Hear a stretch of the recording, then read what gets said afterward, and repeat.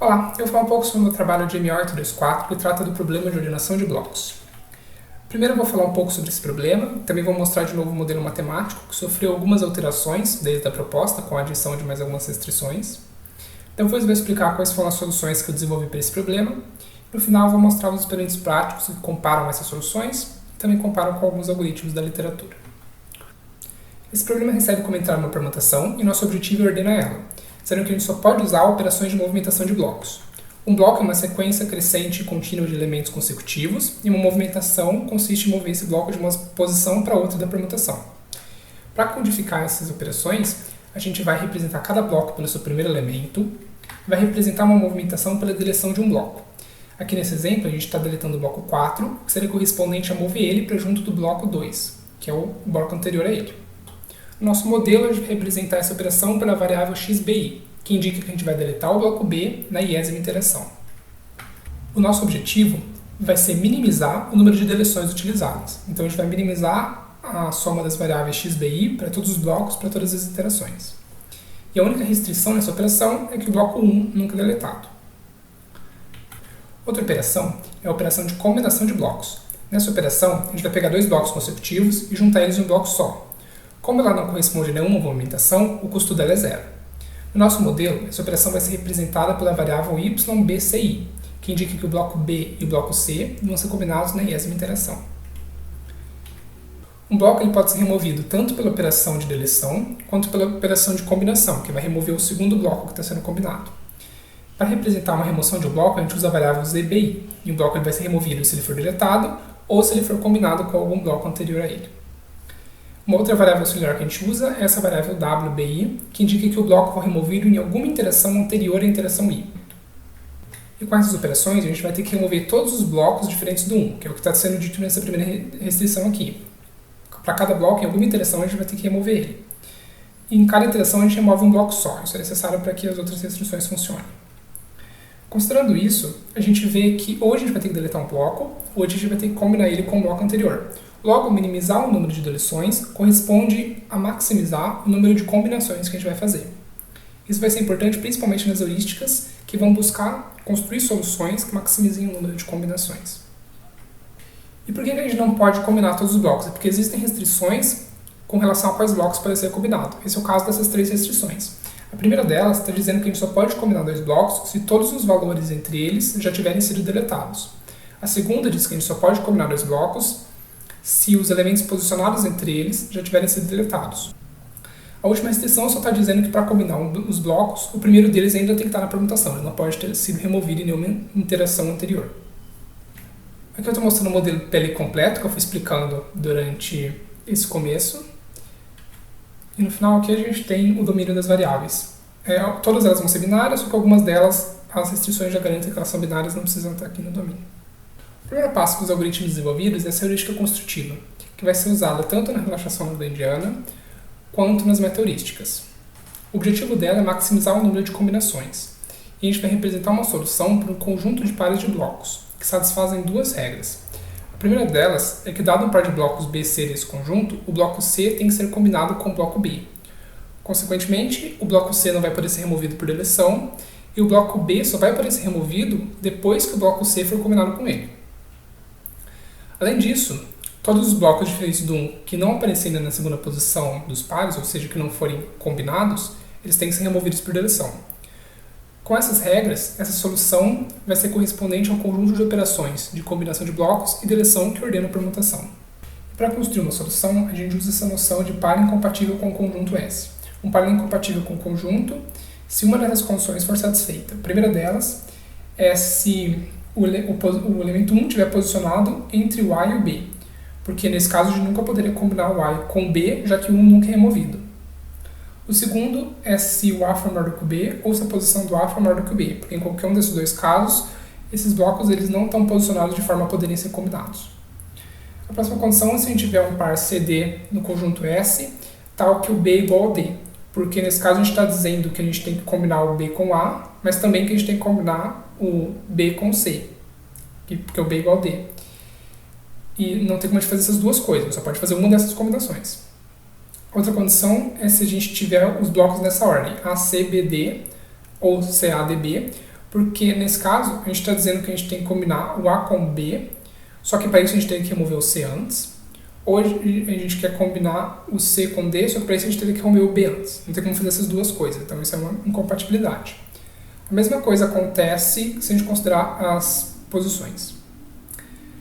Além disso, tem duas restrições que relacionam valores com posições. A primeira delas diz que se a gente tiver o C e D entre o A e B, e a posição do A e B entre a posição C e D, a gente tem um problema, porque a gente está dizendo no primeiro que a gente quer combinar o CD antes de combinar o AB, e no segundo que a gente quer combinar o AB antes de combinar o CD. Não tem como fazer essas duas coisas, isso é um conflito. Se a gente inverter o papel dos pares, tem o mesmo problema, nessa última condição. Eu vou dar agora um exemplo de como que a gente usa essa heurística construtiva para construir uma solução e de como a gente consegue encontrar as operações dada uma solução. Então, aqui tem uma permutação, ela vai ser um pouco mais embaralhada do que aquela que eu usei antes, porque cada elemento vai estar em um único bloco. E o que a gente vai ter é uma sequência dos blocos que talvez possam ser combinados. Eu já excluí todos os blocos que estão posicionados de forma correta e todos os blocos que passam pelo elemento 1, porque esses a gente já sabe que não vão ser compatíveis com ninguém. Então a gente vai olhar um por um para ver se a gente consegue adicionar eles na solução. Primeiro a gente olha para o bloco 4, 8, a gente vê que a solução está vazia, então a gente pode adicionar o bloco 4, 8. Depois o bloco 4, 5 ele é incompatível com o 4, 8, porque a gente tem aquele problema de que a gente quer juntar o 4 com o 8, só que para isso a gente teria que deletar o 5. Só que adicionando o par 4, 5, a gente estaria dizendo que a gente quer combinar o 4 com o 5, o que forçaria a deletar o 8. Então, como essas duas coisas não podem acontecer, o par 4, 5 é incompatível. Pela mesma razão, o par 4, 7 é incompatível com o 4, 8.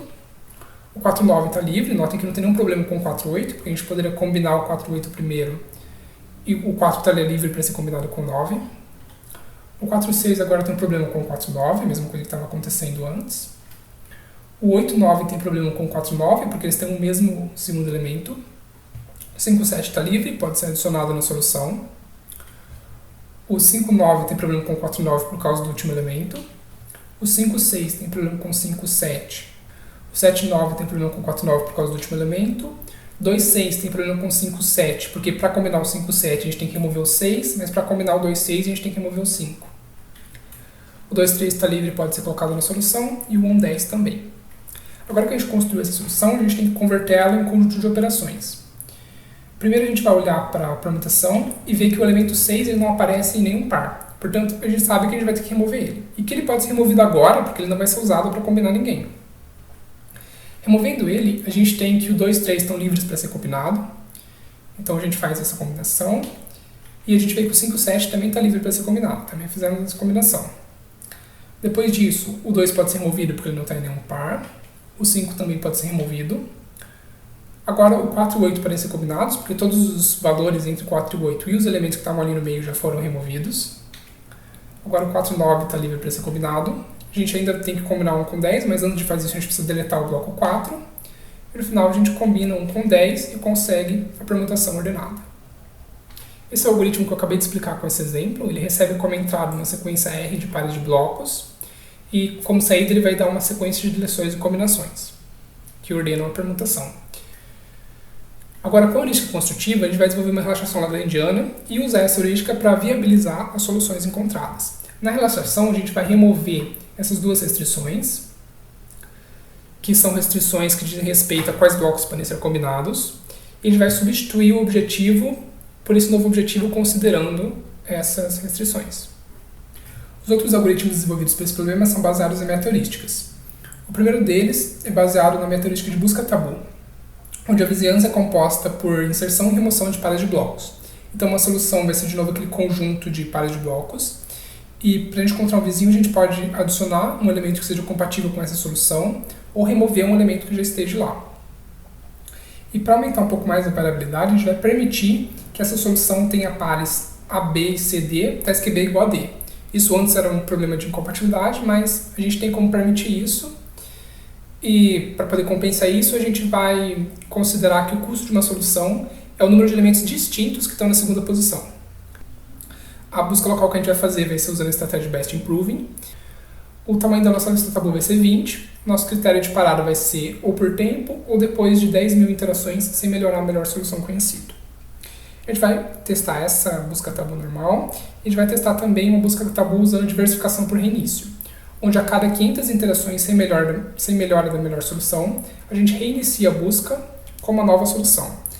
Essa solução ela vai ser obtida pela heurística construtiva, só que a sequência que a gente vai usar como entrada da heurística, ela vai ser o conjunto de pares ordenados pelo momento em que eles saíram da solução.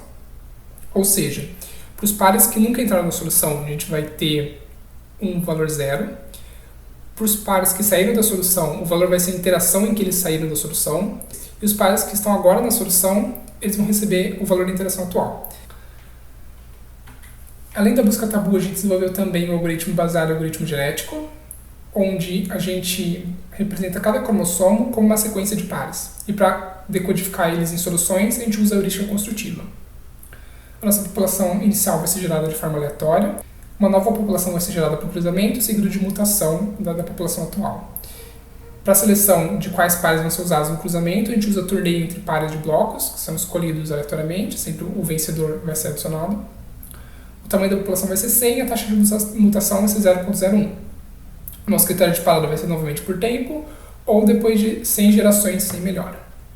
Vou explicar agora o cruzamento e a mutação. No cruzamento a gente vai ter duas sequências e a gente vai ter que pegar duas subsequências disjuntas, sendo que para cada elemento a gente tem 50% de chance de colocar ele na subsequência da primeira solução e 50% de chance de colocar na subsequência da segunda. Dada essa subsequência, a gente constrói um novo cromossomo intercalando essas duas subsequências. E a ordem que as subsequências são intercaladas é arbitrária. O que importa é que cada subsequência apareça na ordem correta. Depois disso, a gente vai ter a mutação, onde para cada elemento a gente vai ter uma chance igual ao fator de mutação de trocar a posição dele. Para um elemento que foi decidido que a gente vai trocar a posição, a gente escolhe um outro elemento de forma aleatória na sequência e inverte a posição desses dois elementos. Esses foram os algoritmos desenvolvidos. A gente vai comparar eles com alguns resultados da literatura. Primeiro a gente vai ver alguns limitantes inferiores. O primeiro deles é o número de pares onde B é maior que C e a posição de B é igual à posição de C-1, que a gente vai chamar de reversão. O número de inversões, que são o número de pares com B igual a C-1 e posição do B maior que a posição do C-1, também vai ser um limitante. E o último deles é o tamanho da permutação, menos 1, menos o número de inversões, menos o número de inversões. Além disso, a gente tem alguns algoritmos para o problema que a gente implementou para comparar. O primeiro deles é um algoritmo ingênuo, com fator de aproximação 3. Ele vai simplesmente sempre deletar o bloco que aparece logo depois do 1, e quando possível ele combina os blocos. Outro algoritmo ele tem complexidade linear e fator de aproximação 2. A ideia dele é fixar um par ordenado, então ele vai pegar um daqueles pares correspondentes a permutações que eu estava mostrando antes e vai garantir que ele seja combinado. Só isso já é suficiente para garantir uma aproximação 2. Então, todos os algoritmos que a gente já está desenvolvendo, como eles usam aquela ideia de maximizar o número de combinações, eles já é suficiente para garantir uma aproximação 2.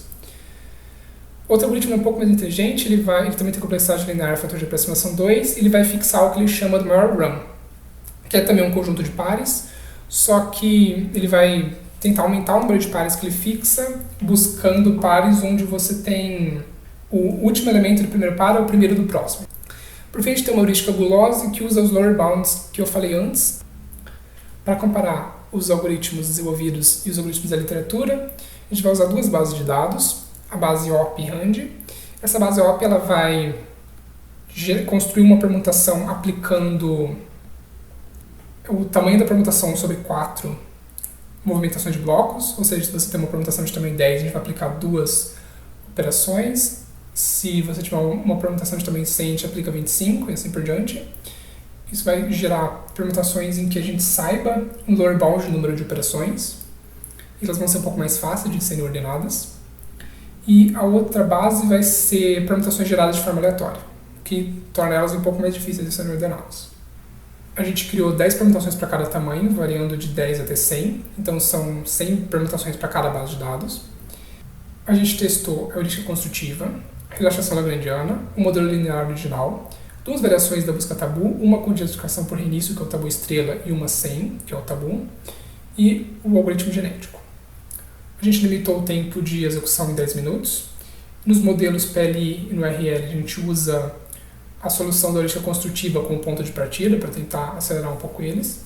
E para comparar todos os resultados, a gente calculou o gap de utilidade, onde o upper bound é o valor obtido e o lower bound é o valor máximo entre os limitantes inferiores teóricos e os limitantes inferiores do PLI e do relaxação lagrangiana.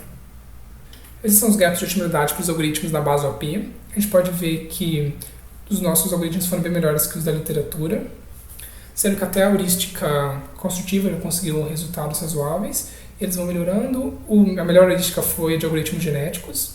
Nesse caso, a gente vê que o tabu sem a diversificação por reinício foi um pouco melhor. E, embora no começo o PLI encontre valores melhores, conforme o tamanho vai aumentando, ele tende a perder para as heurísticas. A de relaxação lagrangiana, ela perde para o PLI em todos os casos nessa base de dados. A gente vê que no começo todas as heurísticas e os modelos conseguem encontrar soluções ótimas, mas o gap de otimidade vai aumentando conforme o tamanho das permutações aumenta. Esses são os gaps de otimidade para a base RAND. A gente vê que ele é realmente um pouco mais difícil, a gente só consegue os valores ótimos para permutações de tamanho 10, depois disso o gap já é um pouco maior. Novamente, as heurísticas elas ganham dos modelos, tanto PLI quanto RL, elas já começam a ganhar a partir do tamanho 30. A melhor heurística foi novamente a de algoritmo genético. Nesse caso, busca tabu com diversificação por reinício foi melhor. E a relaxação lagrangiana também começa a ganhar do PLI para tamanhos maiores do que 80. Aqui a gente vê novamente que todos os algoritmos envolvidos são bem melhores que os algoritmos já existentes na literatura. Aqui a comparação dos tempos, a gente vê que, embora os nossos algoritmos sejam melhores que os da literatura, eles são também bem mais lentos. O único que tem um tempo comparável é usar a heurística construtiva direto, sem mais nada, que dão valores razoáveis. Os demais são bem mais lentos. A heurística mais lenta é o JA, que também foi o que obteve os melhores resultados. A gente vê também que as heurísticas são bem mais rápidas do que os modelos, quando a gente chega em tamanhos maiores. Sendo que, no final, os modelos começam a alcançar o limite de tempos, enquanto as heurísticas encontram as soluções demonstradas antes em um tempo bem menor. São os valores também para a base RAND.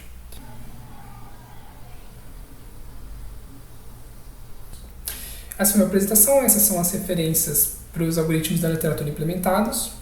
Muito obrigado a todos pela atenção.